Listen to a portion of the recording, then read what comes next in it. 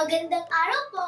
Ako po si Hailey Janela Vitiglaw mula sa ikatlong bintang ng St. Francis. Ngayong araw po, meron tayong special na bisita. Siya ang aming tita. Na isang kapamilya na naging matagumpay sa larangang kanyang pinili sa buhay. Siya ay isang guro mula sa San Vicente, San Francisco High School. Kamusta po kayo, tita? Mabuti naman ako. May ilan na po akong katanungan para sa inyo. Maaari po ba ninyo ipakilala ang inyong sarili? Ako si Anjanette V. Perez, 29 na taong gulang, at ako ay isang guro mula sa San Vicente, San Francisco High School. Ako ay isang English teacher ng mga grade 10 students. Ang pagiging guro po ba ang ninais ninyo maging profesyon? Mula na kayo po ay mamata? High school pa lang ako ay ninais ko ng maging isang guro.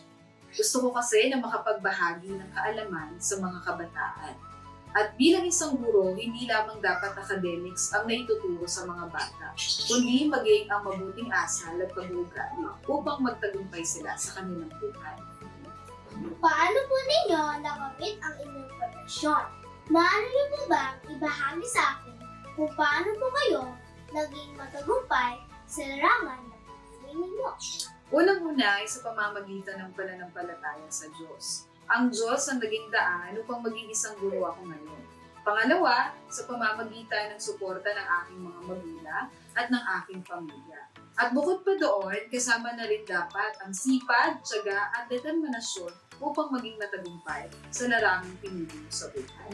Ano po ang may papayo ninyo sa mga kabataan ngayon upang magkaroon din po sila ng magandang buhay? Ang may papayo ko sa mga kabataan, una, dapat na mag-aral sila ng mabuti. Pangalawa, sundin at igalang ang kanilang mga magulang. At pangatlo, idaan sa sipag, tiyaga, determinasyon kasama ng kanilang pananampalataya upang ang tagumpay ay mapasa kanila. Maraming salamat po sa pagbabahagi ng kwentong ng inyong profesyon. Muli ako po si Hailey Janela Vitiglaw para sa isang pakikipanayam sa matagumpay na miyembro ng aking pamilya. Hanggang sumuli, paalam po!